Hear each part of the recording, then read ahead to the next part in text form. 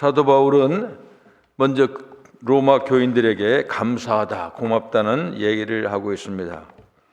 그 감사하는 이유는 뭐냐면 로마에 있는 교인들의 그 믿음이 널리 전파되었다. 그러니까 그 사도 바울이 그렇게 로마 교회에 개척한 지도 많이 되지도 않았을 텐데 빨리 열매를 맺어서 복음으로 확장해가는 그런 모습을 보면서 이제 먼저 너무 고맙다 하는 그런 얘기를 하고 있습니다.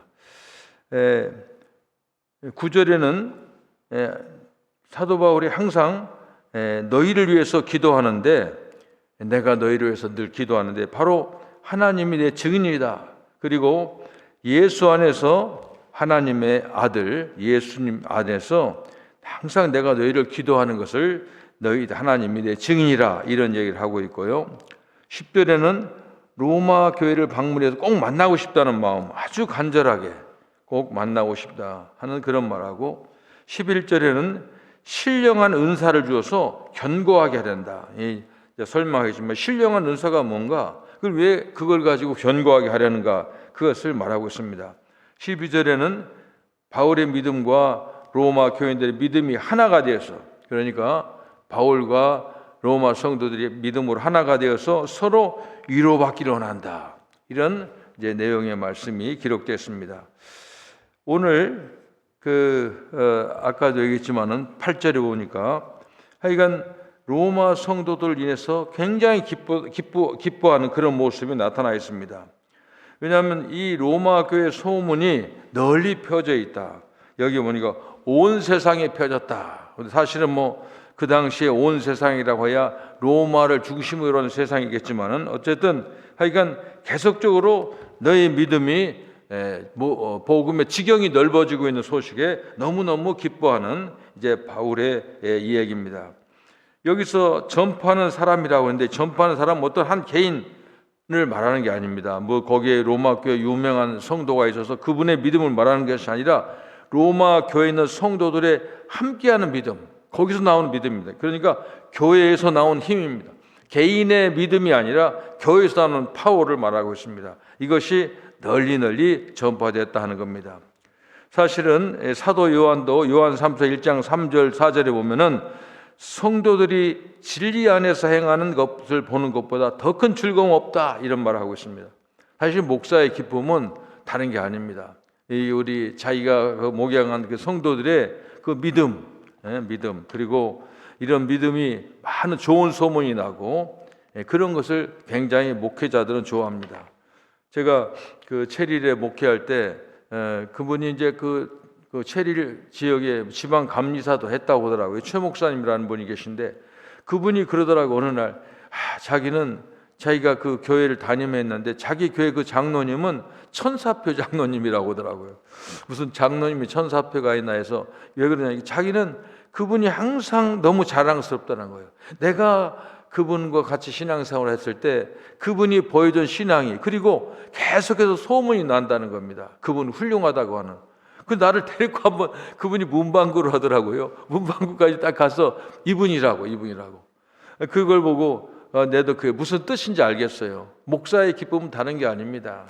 얼마 오래 짧게 했든 길게 했든 간에 그 교회 성도가 믿음이 소문이 나는 참 훌륭한 분이 있다 하는. 그리고 또 하나 제 특기는 뭐냐면, 제가 이제 그 설교할 때 예화를 많이 들지 않습니까?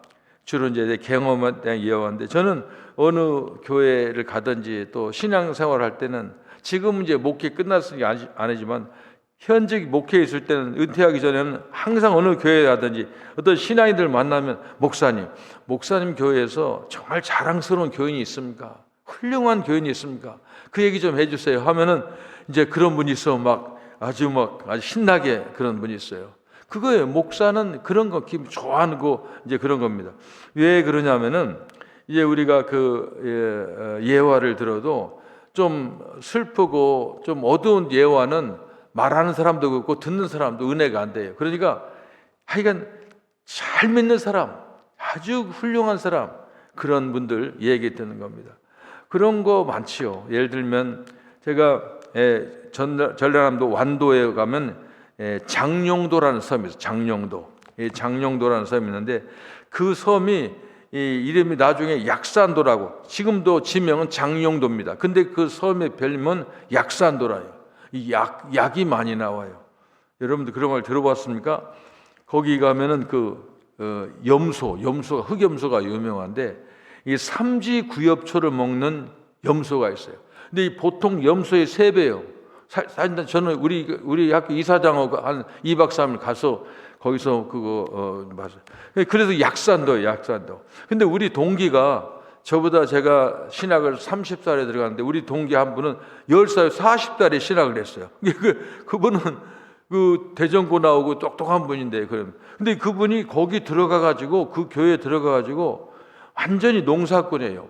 한 번도 양복을 제대로 설교할 때 하고 전부 밀대가 쓰고 면진 거 입고 이렇게 돌아다녀요. 근데 그분 파워가 세요. 왜냐하면 거기 국회의원 나오려고 하면은 김 목사님의 허락을 받아야 국회의원 되는 거야. 그만큼 권위가 있어요. 그만큼. 그러니까 심지어는 이제 그 교회를 개척하고 교회를 지으려고 하는데 그 교회가 지금 제일 꼭대기 있는데 그 밑에가 면사무소고 파출소가 있었어요. 교회를 지으려고 하니까 교회가 이 행정기관보다 높여준다고 이제 반대하니까 목사님 가서 한마디 하니까 꼼짝 못하고 지금 제일로 됐어요. 근데 거기도 교회를 지을 때 거기 이제 그 집사님인데 이제 나이 많이 든 이제 그 처녀 집사님인데 혼자 사는데 그 미용하는 그런 집사님이었어요. 그런데 교회 지는데 전부 사람들이 교회 짓는 거 좋아하지만은 돈 내는 거 좀 불편하잖아요. 근데 그분이 그 헌금을 하는데 그때 돈으로, 옛날 돈으로 7천만 원 헌금했다고 그러더라고요. 자기가 평생 시집 가려고 모은 돈인데 교회 짓는데 그 사람이 다 헌금을 하니까 사람들이 막 효과가, 시너지 효과가 나서 교회를 아주 잘 졌습니다. 그러니까 이렇게 어디 가든지 그런 믿음의 고수들이 있어요. 그런 사람 듣기도 좋잖아요. 그래서 바울이 지금 그런 거예요. 자, 얼마 되지도 않았는데 로마 교회 소문이 쫙 나는 거예요. 얼마나 기분이 좋겠습니까? 그리고 이것이 각처로, 그리고 사실 그 로마서 15장 14절에 보면 그들은 스스로 선함이 가득하고 모든 지식이 차서 서로에게 권면한 자, 아주 그냥 수준급에 있는 교인들입니다. 이것을 자랑스러운 교인들입니다. 그러니까 이런 걸 보고 많은 사람들이 칭찬하고 그러니까 그 소문을 들으니까 얼마나 좋겠어요. 그래서 바울이 기뻐하는 겁니다. 이 당시 로마라고 하는 것은 그러니까 헬라에는 헬라 문화는 지혜잖아요. 지혜, 철학 이거 유명한데 로마는 같은 시대면 이건 군사력으로 세계를 지배한 겁니다. 그러니까 헬라가 공부는 많이 했지만 사실 실적으로 군대가 정복하니까 로마가 최고였어요. 그때는요. 짱이었습니다. 근데 그러니까 로마 시민보다 노예가 더 많았다고 하니까요. 그러니까 근데 그렇게 항상 그렇게 생각해야 돼요. 지난번에 제가 얘기했지만 저도 그런 생각을 많이 합니다. 예수님이 일용할 양식을 가르친 것이 참 중요해요. 사람이 하여간 일용할 양식 이상 남으면 항상 문제가 생겨요. 돈도 집안에 들어오면은 돈이 하여간 먹고 살만하면 아름답고 식구들이 열심히 일하는데 남으면 이제 통장에 있고 어떤 사람은 문제 생겨요. 제가 체리에 살 때 우리 교인 한 분이 있었는데 하여간 이분이 이분은 돈을 벌면은 은행에다 안 해요. 발칵한다고 집에다 쌓아놨어요. 근데 그분이 뭐하겠어, 돈 많은데. 그러니까 나중에 돈이 있으니까 이 아틀랑 시대에 다니기 시작한 거예요. 이게 다 날린 거예요, 다 날려서. 그러니까 제가 보면 그러니까 맨날 싸우고 우리 교회인데 둘이 싸움 나오면 전화하면 내가 가서 말리고 이제 그랬는데 하여간 로마가 망한 것은 너무 잘 먹고 잘 살아 망한 거예요. 그 역사가 이 로마 기독교 역사책을 보면 그런 게 있어요. 이 사람들이 우리가 회식에서 사람 만날 때 하루에 한 번 만나면 좋잖아요. 아침 회식, 점심 먹고 저녁 약속 2번 잡아보세요. 뭘 먹겠어요? 근데 이 사람들 했어요. 3번도 했대. 먹고 손을 넣어가지고 토해가지고 파티했다는 로마 사람들이에요. 그리고 얼마나 성적으로 타락했는지 기독교 역사책 내가 얘기하는 겁니다. 로마 귀족들 애기들은 전부 다 피부병 생기고 기형 안 하고, 그래서 이 사람들이 어떻게 했냐면 예수 믿는 처녀를 보쌈해 온 거예요. 그래가지고 그런 사람들에서 자기 그래도 죄를 지면 혈통은 보존하려고 그렇게 한 거예요. 그래서 사실 로마가 기독교로 국교가 될 때 그 크리스찬 처녀들이 들어가 가지고 가정을 변화시키는 거예요. 그런 가운데, 그러니까 로마가 그런 시대인데 이 사람들이 박해받고 고난받은 데서 믿음을 지키고, 그런 소문이, 그 아름다운 소문, 그걸 내가 오늘 제목이 미담이라고 하죠. 이게 아름다운 그 얘기가 많이 퍼지니까 얼마나 좋겠습니까? 그래서 이제 이 사도 바울이 굉장히 감사하다고 하는 겁니다. 그 다음에 여기서 볼 거, 얘가 아까 얘기한 대로 신령한 은사. 이게 신령한 은사란 말이, 이것은 사실 성령의 카리스마를 말합니다. 그러니까 이걸 다르게 말하면, 나는 참으로 너희를 보기를 갈망한다. 내가 너에게 푸뉴마티콘의 카리스마를 조금이라도 함께 나누어 너희를 세우기 위함이다. 이러니까 이 푸뉴마티콘 카리스마라는 원어를 말하면 그런 건데, 이것은 신령한 은사를 말합니다. 다시 말하면 성령의 카리스마를 나누어 갖자 하는 겁니다. 사실 이 카리스마는 이게 타고난 거예요. 선천적, 후천적으로. 카리스마라는 말은 여러분 잘 아시죠? 저 사람 카리스마가 있다 뭐 그러잖아요. 그 말은 매료시키고, 사전의 의미는 매료시키고 영향을 주는 능력과 재능이 카리스마입니다. 이것은 타고난 신의 축복입니다. 근데 이건 선천적인데 바울의 그런 카리스마를 나눠준다, 그런 게 아닙니다. 여기 뭐냐면, 해답은 이 푸뉴마라는 말은 성령을 말합니다. 성령. 다시 말하면 푸뉴마는 생명이고 생기고 생령입니다. 이것은 살아있는 것입니다. 이게 무기체를 유기체로 만드는 그 능력이 성령입니다. 성령. 여러분 구약 성경에 보면 하나님께서 사람을 만드시고 흙으로 만드시고 그 코에 바람, 루하흐를 바람을 불어서 생명이 된지라 그랬습니다. 이것처럼 몸을 살아 움직이게 하는 생명이 바로 푸뉴마입니다. 그러니까 이 말은 바울이 자기 카리스마, 자기의 그 타고난 카리스마를 준다는 게 아니라, 이것은 하나님의 그 성령을 바울과 로마 교인들의 성령의 은사를 서로 나누자, 그런 뜻이 여기에 있는 것입니다. 그러니까 사실은 이것이, 이 사도 바울은 그러니까 그들에게 정말 하나님의 성령의 그 은사들 서로 나누면서 견고하게 하려고. 왜냐하면 우리가 교회만 왔다 갔다 하고 무슨 그런 경험을 하지 못하면 좀 약하거든요. 교회라는 게 강한 것 같아도 약할 수가 있어요. 약점이 많아요. 그래서 이것을 우리가 성령의 매는 띠로 튼튼히 하나가 된다는 말이 그런 겁니다. 그래서 이건 이제 바울은 내가 너희들의 가기를 원하는 것을 가가지고 성령의 그 은사를 함께 나누자는 그런 겁니다.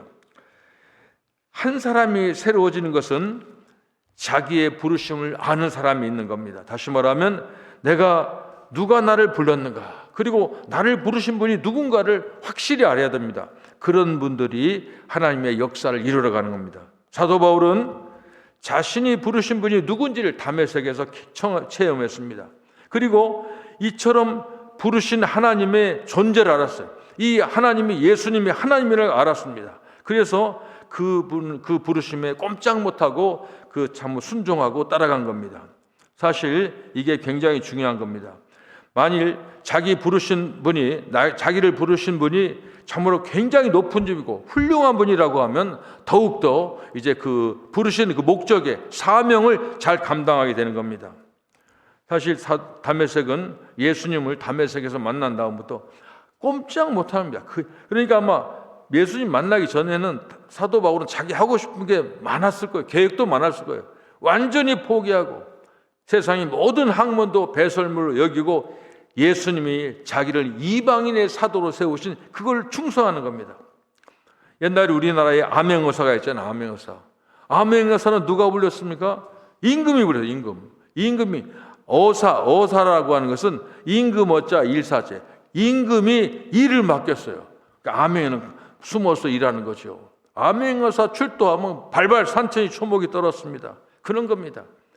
사도 바울은 예수님 만나고 그 부르심에 충실히 따른 것이 바로 이제 사도 바울입니다.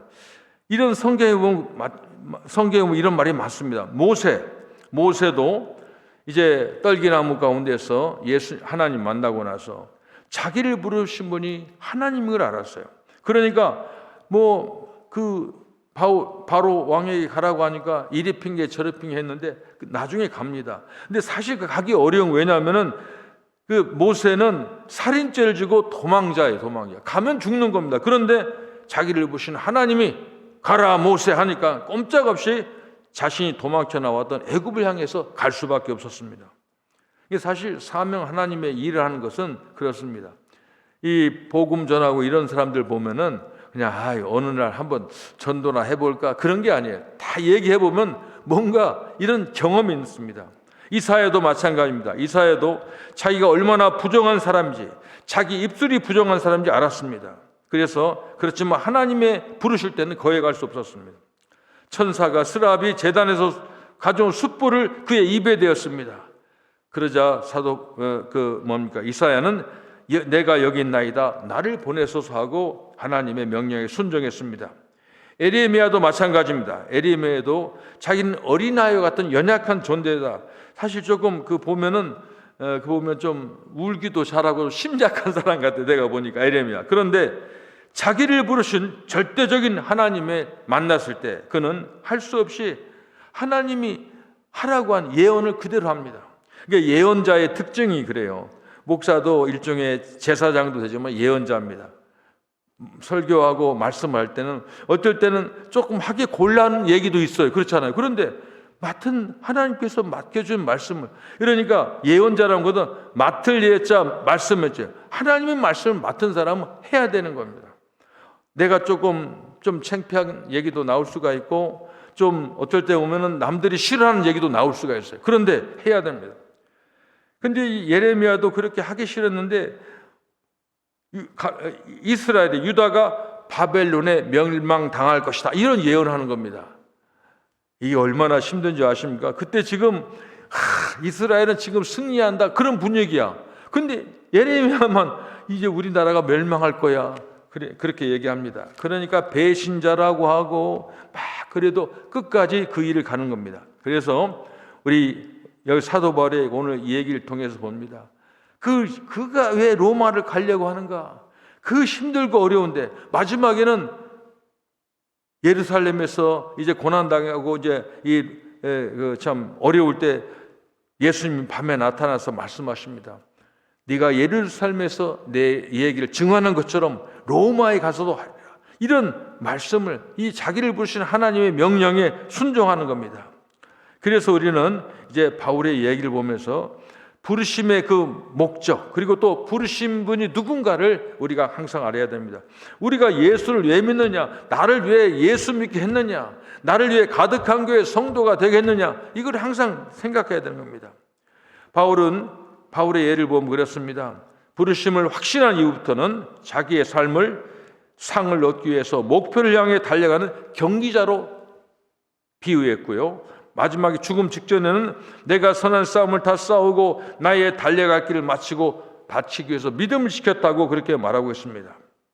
사도 바울은 항상 얘기합니다. 로마에서 나는 성도를 섬기고 이방인을 예수님께로 인도하는 사명을 받았다고 항상 그렇게 주장했습니다.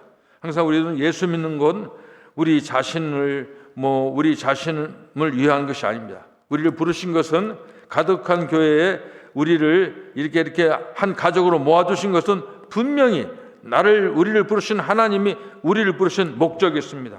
이걸 항상 우리는 생각하고 이제 나가야 될 것입니다. 항상 여기서 보니까 이런 생각합니다. 근데 오늘 이제 마지막에 보면은 마지막 절이니까 피차 안위함을 얻으려 함이라. 이 말씀이 상당히 중요한 말씀입니다. 우리 신자들은 서로 만나면요, 서로 기뻐해야 됩니다. 만나면 서로 신령한 은사를 서로 나누는 겁니다. 하나님을 사랑하는 마음으로 나오는 사람들은 모두 그렇습니다.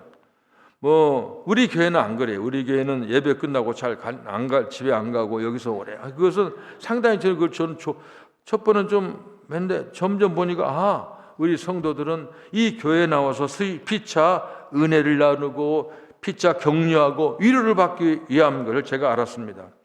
근데 어떤 분들은 이제 어느 다른 교회들 사람들은 예배만 드리고 빨리 집에 가는 사람들, 그리고 또 어떤 사람들은 이 조그마한 교회가 보면 자기가 노출시킨다고 해가지고 이제 큰 교회 가서 묻혀서 그냥 지나는 사람들, 그리고 그런 사람들은 뭐 익명의 크리스찬 어쩌고 그러는데 그건 웃기는 얘기고, 하여간 이게 보면 하여간 그 다 폼 잡는 얘기. 그런 나는 그런 거 보면 그 거짓말 하는 사람들은 좀 이상하더라고요.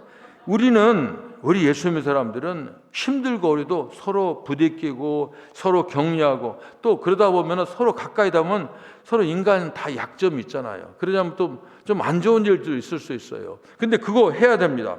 싸움도 좀 해야 돼요. 의견 안 맞으면 한바탕씩 하는 거지. 그래도 떠나서는 안 돼.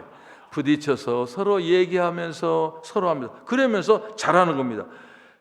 이 큰 교회에서 왔다 갔다 하고 그냥 성령제 왔다 갔다 하다 10년 가도 아무 발전이 없는 겁니다. 이런 거. 그런 거 그렇습니다. 왜냐하면 우리가 세상에 살다 보면은 상처를 많이 받습니다. 우리 성도들은 교회에 와야, 이렇게 모여야 서로 상처를 위로받고 또 힘을 얻고 그렇습니다. 한국에 가보니까는 이제 남자나 여자나 요즘 보면 운동권이 잘한 게 뭐냐면은 이제 없는 사람들 직장을 많이 생기고, 그러니까 나오는 게 사회복지기금이 굉장히 많아요. 왜 그거 많아지고 아십니까? 선거할 때마다 올라가요. 그러니까 선거하는 사람들이 이게 정말 나라를 위한 거냐, 이 돈이 누구의 돈이냐 해야 되는데 돈 준다면 다 찍는 거예요. 돈 준다면. 이러니까 지금 그러니까 하여간 저도 사실 한국에 갈 때 가면 저도 이제 한 달에 하루에 3시간이면 70만 원 준다고 하더라고. 노인들이 다 일해요. 그게. 하여간 건수가 있어. 노인 일자리 창출해가지고. 그러니까 사람들이 옛날에 직업 실직률 그러잖아요. 직업이 많이 생겼다고 통계 올라가잖아요. 그거 국가 정부 돈으로 한 달에 30만 원 그거 다 잡아가지고 올라간 거예요. 이게 소경 재단 잡아먹는 거예요, 그게. 그러니까 내가 어떤 분이 이제 나이 드신 분인데 하루에 한 서너 시간 하면 한 70만 원인가 받는다고 하더라고요. 근데 그분이 어디에 하면 아주 더 노인들 좀 거동이 불편한 그 집에 가서 밥도 좀 해주고 서로 대화하고 그런 거야. 근데 굉장히 편하대. 할 거리 없어. 자손들이 또 집도 깨끗이 할 게 없는데 하루 종일 그 할머니하고 얘기하는데 굉장히 피곤하다는 거예요. 들어줘야 되니까. 그것도 안 들어줄 수도 없고. 그러니까 이러더라고. 사실 돈 벌기가 치사하죠. 그러더라고. 그것만 치사한 게 아니에요. 우리가 직장 생활을 하는 거 다 치사한 겁니다. 그런데 가정이 와서 교회에 와서 성도가 서로 위로받지 못한다고 하면 어디서 그 상처를 치유받겠어요? 그래서 이게 사도 바울이 하니까 서로 이제 피차 안위를 받기 원합니다. 이것이 굉장히 중요합니다. 우리가 이제 그렇습니다. 사실 우리가 서로 만나면 격려를 많이 해야 돼요. 그러니까 칭찬이 있고 격려가 있어요. 이게 칭찬은 잘했으면 칭찬하지, 잘못했는데 탁 넘어졌는데 잘 넘어졌다, 그건 칭찬이 아니에요. 그건 아니고, 이게 격려는 뭐냐면 그 사람이 잘못한 걸 말하는 게 아니야. 힘을 내봐. 우리가 예수 믿는데 다시 한번 우리가 으쌰 한번 해보자. 우리가 예수의 이름 있잖아. 우리 함께 가자. 이런 거야. 예? 중국 사람이 짜요 같은 그런 힘내자 이런 겁니다. 이게 격려예요. 우리가 교회에 와서 서로 격려하고 위로하는 거, 이게 굉장히 중요하다고 하는 겁니다. 그래서 우리는 이제 언제나 어디서나 이제 하나님 주시는 힘으로 서로 하나야 됩니다. 제가 이제 미담이라는 말 썼는데 한국에 있을 때 이제 우리 교회에서 좀 멀어졌지만 한정식 식당이 있어요. 비싸지 않은데 그 한정식 이름이 미담이야, 미담. 그 이름이 참 좋잖아요. 근데 이제 제가 가서 그 이름이 좋아서 가게 됐어요. 근데 이제 어떤 분이 저한테 이제 밥 먹자고 하면은 이 사람이 분명히 나한테 불평하고 좀 이상한 말을 갖다면 미담으로 가는 거예요, 미담으로. 딱 앉아 있으면 얘기 꺼내면 식당 이름이 뭔지 알아요? 우리 좋은 얘기 합시다. 점 얘기 합시다. 이제 그런 기억이 나는데, 여러분, 우리 교회는 미담이 돼야 돼요. 제가 뭐 하루 한두 달 해가지고 우리가 무슨 여기서 비즈니스 하는 것도 아니고, 이게 중요한 것은 이 교회라고 하는 것은 그래요. 이 교회에 모이는 교회는 뭔가 미담이 있어요. 미담의 소재가 있어요. 그래도 미담을 만드는 미담 메이커들이 있어요. 우리 교회는 다른 거 아닙니다. 여기 그러잖아요. 갈보리 교회 로케이션보다 훨씬 나쁘다고. 여기 왜 오겠어요? 우리가 만들어 가야 됩니다. 미담이라고 해서 뭐 착한 짓이라고 그런 게 아니라, 우리 성도들을 보면 참 하는 것이 정말 복음을 위해서 헌신한다. 그리고 모두 다 서로 이해하고 서로 사랑을 하는데, 이런 소문들은 뭐 괜히 뭐 우리 교회는 이런 교회입니다 나팔 불고 다니는 거 아니에요. 이게 하면은 이상하게 보면은 예수의 이름이라고 하는 거 능력이 있기 때문에 그런 분들 예수로 가득 찬 사람 한시 달라요. 하는 자들. 여러분 어디 가서 그런 말 안 듣습니까? 저는 이제 그런 말 들을 때 기분 좋더라고요. 여행 가잖아요. 옆에 있는 사람이 1시간만 되면 혹시 목사님 아니세요? 그러면 기분이 좋아요.